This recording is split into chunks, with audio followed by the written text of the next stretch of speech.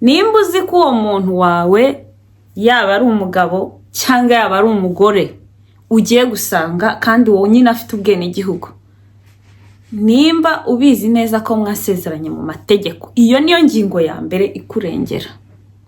Iyo niyo ngingo ya mbere ikurengera, kuko muri ibi bihugu la majorite naje gusanga ubukwe cyangwa mariage yo mu mategeko niyo baha agaciro, ibindi byose ntago biba bibareba. Ndabasuje cyane mwese, nizere ko mumeze neza, abaherereye ku mugabane wa Afurika, abari muri Aziya, Europe, Canada, America na Australia. So mwese aho muri ndabasuhuje, abanyarwanda, abarundi, abantu mwese munyumva ndabasuhuje. Amahoro y'Imana akomeze abane namwe. So rero kandi ndabifuriza komeza kugira imyiteguro myiza ya Noheli, dore turimo kuyegereza. Mwese ndabifuriza kuzahagera muri bazima, nta kibazo mufite, nta burwayi, nta nkuru mbi, twishimye mbese muri rusange. Anyway, welcome back to my YouTube channel Beyond Borders Media. So mbonereho no gushimira abantu kabisa muri iyi minsi mwakoze subscribe. Oh my god, mwanejeje umutima wanjye. God bless you kabisa. Icyo umutima wanyu ushaka cyose muzakibone kandi muzakigereho mu buzima. Muri abantu b'ingenzi kuri njyewe kandi nshima ko mushyigikira. So rero uyu munsi nkuko nababwiye ko nzambabwira ibintu byinshi bitandukanye. Uyu munsi ushaka kubaha vlog y'ahantu twatembereye nkuko nabibabwiye, cyangwa se nkaba nababwira story, cyangwa nkaba nababwira n'ibindi bintu byubaka muri societe nyine, nkabasubiza nk'ibintu bimwe mwibaza. So rero niyo mpamvu iyi YouTube channel ihari, akaba ari nayo mpamvu ririya zina rihari. So hariho ibintu byinshi bizaca kuri iyi YouTube channel. Hazacaho ama vlogs, hazacaho ama stories, hazacaho like ibiganiro bitandukanye bitewe n'ama comments yanyu. Uyu munsi rero nifuje gusubiza umwe muri mwebwe wanditse comment kuri video nakoze. So rimwe na rimwe nzajya nshishamo nsubire muri comments zanyu nzisubize. Nk'umuntu nabonye abajije ikibazo cy'amatsiko kandi wenda mfite amakuru kuri cyo, nzanza mpite ngisubiza. So rero hariho umuntu muri video za kera nakoze, za kera, ndi buyishyire hano hejuru muyibone. Hariho nakoze video ivuga ngo uburyo wabona visa yo kujya mu mahanga. Iyi video mwarayikunze cyane, abantu benshi barabajije, umva nzasubiza kabisa ibibazo byinshi hano. Hariho umuntu nshaka gusubiza witwa gute, just give me a second, yitwa oh my god, so email ye ndabona yanditseho ngo Byiringiro Aime Japhet n'indi mibare, ntabwo nshaka kuyirangiza, ariko nujya muri comment y'iyi video y'uburyo wabona visa yo kujya mu mahanga urayisangamo. Umuntu witwa Byiringiro Aime Japhet niwe ngiye gusubiriza comment yiwe. So yaranditse ngo iyo umuntu asanze umugore we cyangwa umugore asanze umugabo umwe muri bo afite ubwenegihugu asabwa iki? So guys, iki kintu ngiye kugisobanura neza biri clear kubera ko ngifitiye full information, kuko nanjye uburyo naje nkuko nabibabwiye muri za story za kera hasi, naje nsanze umugabo kandi uwo mugabo wanjye yari yari umunyaburayi afite nationalite yo mu bihugu bimwe bya hano by'Iburayi. So rero ntago ari ngombwa ngo abari afite nationalite yaho njyewe ntuye, oya. In general nyine hano mu Burayi ibihugu byinshi systeme zabo ni zimwe. So rero ngiye kubabwira ngendeye ku byo nzi nyine requirements zisabwa ku buryo iyo visa yawe ishobora kwihuta kabisa ntitindi mu gihe umuntu wawe afite ubwenegihugu. So rero iyo ushatse umuntu hano afite ubwenegihugu bwo muri ibi bihugu by'Iburayi, ndibanda cyane ku Burayi kuko niho ntuye, niho nkunda gutembera.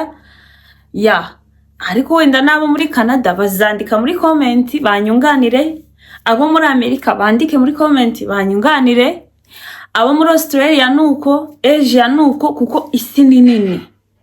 Abenshi nyine nimujya mwumva hari nk'ibyo wenda nibagiwe kuvuga, muzajya mwandika muri comments munyunganire, dufasha abandi bantu baba bakeneye amakuru, kubera ko njyewe nzambaha amakuru yose atari ivumbi. Kwa kuri kose hariho abantu batinya kubabwira, nzankubabwira guys ba diaspora, muzihangane nisababwa nkamena umuceri w'ibyo mudashaka kuvuga, ariko njye nyine ndi honete, niyo mpamvu nyine mbabwira ko nzabivuga byose. So rero ikintu nabonye, first of all, gusezerana mu mategeko. Icyo kintu nimba uzi ko uwo muntu wawe yaba ari umugabo cyangwa yaba ari umugore ugiye gusanga kandi wowe nyine afite ubwene igihugu, nimba ubizi neza ko mwasezeranye mu mategeko, iyo niyo ngingo ya mbere ikurengera. Iyo niyo ngingo ya mbere ikurengera, kuko muri ibi bihugu la majorite naje gusanga ubukwe cyangwa mariage yo mu mategeko niyo baha agaciro, ibindi byose ntago biba bibareba. Ibindi byose nyine ni imihango yacu, ni imico yacu, like ni traditional weddings zo mu bihugu byacu, bitewe na culture, bitewe ndavuga gute mu Kinyarwanda, nyine bitewe n'umuco wacu. Ariko ubukwe bwo mu mategeko bwo ku isi hose, ahantu hose barabwubahiriza kandi barabwubaha. So rero nimba uzi ko umuntu wawe mwasezeranye mu mategeko, icyo ni icyambere, niyo ngingo ikurengera. Akandi kantu ku Banyarwanda, buriya niba uzi ko uri umunyarwanda ukaba uzi ko ufite umuntu, umugabo cyangwa se umugore uri Burayi cyangwa se uri ahandi whatever, ushaka kumusangayo mwarasezeranye afite ubwene gihugu, make sure ko marriage certificate yawe wayijyanye muri Ministries of Justice na Ministries of Foreign aho ngaho mu Rwanda, bayistampinge nyine batereho amastamps, kuko iyo bashyizeho zirakashe zabo ihita igira value. Nimba wenda hari nka ambasade aho mu Rwanda ifite nimba hari igihugu gifite ambasade aho mu Rwanda uri gushaka kujyamo ariho wa muntu wawe ari, make sure ko na ya marriage certificate wayijyanyeyo bakayireba bakayiha agaciro, nyine nabo bagashyiraho stamp zabo. Ntago nyine wayisabumitinga gutyo muri document zo gusaba visa ngo uyitangemo idafite ayo makashe, ariko iyo bari kubona hizo kashe babiha value cyane. So rero icyo ni icyambere, kuba mwarasezeranye mu mategeko ukaba ufite marriage certificate yawe kabisa n'uwo muntu kandi iriho izo kashe. Ikindi, kuba nyine uwo muntu wawe afite nationalities nabyo biragufasha, afite nyine ubwene gihugu bwaho hantu, birihutisha. Ikindi, uwo muntu wawe uri kugutumira kuba afite akazi, afite contract iri permanent y'akazi kiwe, atari wa muntu uri gutera ikirako uyu munsi akabivamo agakora no, nyine afite akazi gahamye, akagaragaza, akerekana contract y'akazi ke, akerekana bills yishyuriraho kugira ngo bamakinge sure ko ajya yishyura ama bills ye neza. Nimba afite inzu ye atuye, ariko uko byagenda kose aba agomba kwishyura umuriro, akishyura amazi, akishyura internet, akishyura imodoka zitwara imyanda, akishyura twa bills twose nyine muzi twishyurwa. Izo bills rero ziba ziri ku mazina yiwe, akazigaragaza. Ikindi, akaba afite nyine payslip z'imishahara ye, uburyo ahembwa. Tuvuge twebwe nyine hano i Burayi ko system yubatse, akenshi iyo ugiye guhembwa baguha payslip yawe iriho amasaha wakoze, amafaranga winjije muri ya masaha, nimba uhemberwa ku masaha, bakanakwereka taxe wishyuye ku mushahara wawe. Taxe nyine kuko imishahara inaha turayishyuriraho umusoro ku mushahara winjije. Rero barabanza bakakwereka payslip uburyo bihagaze, then bakagusendingira amafaranga yawe kuri konti. Noneho izo payslip ziza kuri email. Uko biri kose ntiwazitakaza, ubu zifite. Uraziprintinga ukazatacinga muri document zawe. Ugomba kwerereza umuntu wa kugira ngo zisupportinge ya dossier ya visa. So, ikindi nimba adafite inzu ye yibana, abagomba kwerekana contract afitanye na landlord wiwe umukodesha. Contract bafitanye bombi. Hanyuma iyo contract nayo akayisubmitinga kugira ngo byibuze leta izabone ko afite adresse, kuko bills na contract yahaba nabyo biprovinga yuko afite adresse. Nyine atari inzererezi, muranyihanganira gukoresha iryo jambo. Nyine wa muntu udafite ahaba, adafite ahaba, cyangwa akaba ari homeless. Ibyo rero nibyo bibemeza ko afite adresse yaho atuye. Ibyo bibiri. Harya buri ikindi ni ikira. Nawe ubwe nyine agomba gushyiramo invitation igutumira. Kandi nimba uzi ko uje gutura, ntabwo uri busabe visa yo kumusura kandi ubizi neza ko uje gutura. Uhita usaba icyo bita family reunification. Ntabwo aba ari tourist visa, nta nubwo aba ari visiting visa. Uba ugomba applying icyo bita family reunification. Ubuje nyine kwihuza n'umuryango wawe. So, rero muri iyo application yawe ugomba kuba ufite passport yawe, wenda ugashyiraho n'irangamuntu photocopy yayo, ugashyiraho ya marriage certificate yawe iri notifiye muri Minafete na Minijiste, waranayijyanye muri ambassade yaho umuntu wawe aherereye, yaba umugabo wawe cyangwa umugore wawe, bakareba nyine nimba hari stamp bagomba gushyiraho icyo bita legalization. Warangiza umugabo wawe cyangwa umugore wawe ushaka gusanga akakoherereza za document zose navuze mbere, harimo kontra y'akazi ke, imishahara ye, uburyo iza. Hari kandi kantu nari nibagiwe ko nkibagiwe nanone, kameze mvuge ningera hagati nkakibuka ndakababwira. So, imishahara ye, amabills yishyuriraho buri kimwe cyose, no kuba agutumira nyine nawe akabikonfirma ko muri umugore n'umugabo nyine.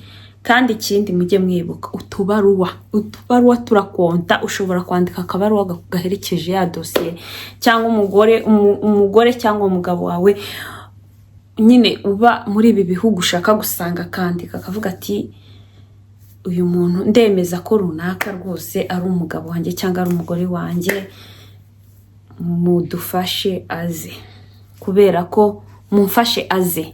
Wenda ukaba wavuga ati ndamukumbuye cyane, birangora ku like long distance relationship, kandi ari umugore wanjye cyangwa se ari umugabo wanjye, birangora nyine. Ukabakonvenka kabisa, ukabakonvenka ku buryo nabo babona ko nyine ibyo bintu bikurimo atari ibintu uri kwipapiramo. Kuko rimwe na rimwe hari igihe batekereza ko wenda ari deal mwakinnye kugira ngo azagufashe ugere naha, then muzatandukane. Nawe nyine ukora ibishoboka ugaprovinga ko ari ibintu bya nyabyo, atari ibintu bya fake. Aho ngaho ntekereza ko batapfa kukwima visa yawe kabisa, izo document zose zirimo ku muntu uri gusanga, noneho muri married. Ndumva ari ibyo, nagakikandi nanibagiwe ra. Kakantu nanibagiwe nakibutse, kakantu nanibagiwe ni bank statement iyo umuntu uri kugutumira nayo agomba kuyigaragaza, akagaragaza nyine ko yishoboye, nyine afite amafaranga kuri konte ye, hari amafaranga yinjiza buri gihe na source yayo, ari bya bindi navugaga by'akazi akora, amapesi ya, kugira ngo babone ko nyine azashobora kugutunga, kubera ko iyo ukihagera ntabwo uhita ukora. Ibyo nabyo nzabibakoreraho video mbabwire uko bigenda iyo ukihagera.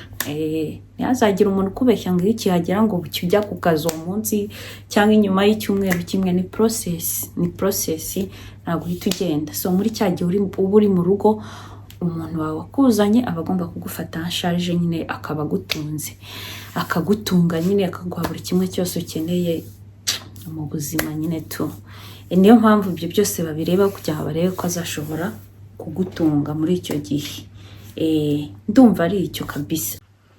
So rero ndumva ari ibyo, ndumva ibyo bihagije ya, ndumva bihagije. Nimba hari ikindi nibagiwe kigomba kujyamo, abantu babizi neza banyunganira bakaza kwandika muri comment, bankurikira babifiteho amakuru nabo bakandika muri comment bakanyunganira kugira ngo abantu bakomeze basobanukirwa.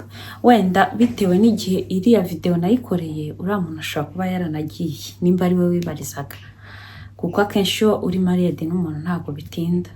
Sometimes biratinda bitewe n'ibihugu, ariko ntabwo byatinda ku buryo bifata imyaka 2-3 ya. Ubwo haba harimo ikibazo iyo byafashe iyo myaka yose ya. So ubwo rero ndumva ari ibyo, nubwo ntekereza kuri uriya muntu ashobora kuba yaragiye nimba ari we wibarizaga, ariko wenda hashobora kuba hari undi muntu akaba ari muri iyo situation, akaba ari married n'umuntu uba muri ibi bihugu by'i Burayi cyangwa se Amerika, Canada na Australia na Asia, akaba ari kwibaza nyine ama documents agomba gusabumitinga kuri ambasade, se ndabigenza neza, ndatanga iki. Hari naho bakubaza criminal record kugira ngo barebe ko udafite ibintu bibi wakoze mu gihugu. So nayo ubonye bayibaza, akenshi ujya no kuri website zabo ukasoma neza ukamenya document babaza izo arizo, noneho ukagenda ushyiraho izindi zizunganira. Ubonye hariho n'iyo criminal record urayapplyinga ku irembo nyine, yasohoka nayo ukaba wayinotifisha kuri Minafete na Minijust, nabyo biba byiza. So nayo ukayadingamo. Ndumva ari ibyo kabisa. Hanyuma rero abantu kabisa mukomeze mushyigikire, muze mukore subscribe, mujye mwandika comment kugira ngo umenye ibyo mbabwiraho. Akenshi nyine iyo mwanditse menya ibintu muri kwifuza ko mbabwira, nkabikoreraho video. Mujye mwandika nzamenye ibyo mpita mbabwira muri video yabyo, mu gihe navuze ngo uyu munsi wenda si vlogs, si stories ngiye kubatera, ahubwo ngiye kubasobanurira kuri iki kintu runaka bitewe n'amakuru ngifiteho, sibyo? Iyo mugiye mwandika nzamita nkora video ku bintu mwanditse. Rimwe na rimwe nzajya nananyuzamo nyine dutembere tugende, ngiye nkunda kugenda tureba ahandi uko hameze, tureba uko hasa. Ubundi rero kabisa amahoro y'Imana akomeza abane namwe, mukomeze kugira imyiteguro myiza ya Noheli n'umwaka mushya muhire. Turacyari kumwe ntaho ngiye, nubwo ndi kubibabwira hakiri kare nyine, nuko twebwe nta batangira kwitegura Noheli hakiri kare. Ahantu hose ni amadekorasiyo ya Christmas nkuko mubibona. So rero mukomeze mukore subscribe, musharinge, murayikinge video kabisa, mushyigikire. Iyo ndi kubona muri kubireba cyane, muri gusharinga, muri gutera comment, muri kurayikinga, bimpa imbaraga. Nkaba naza nyine ngakora video nkababwira utuntu mwifuza kumenya, nkabatera ama stories, nkababwira, nkabatembereza utuntu utwe. So rero ndumva kabisa kubana nanjye nta rungu, muzahora mwishimye nyine. Kandi rwose ndabakunda cyane. Love you so much.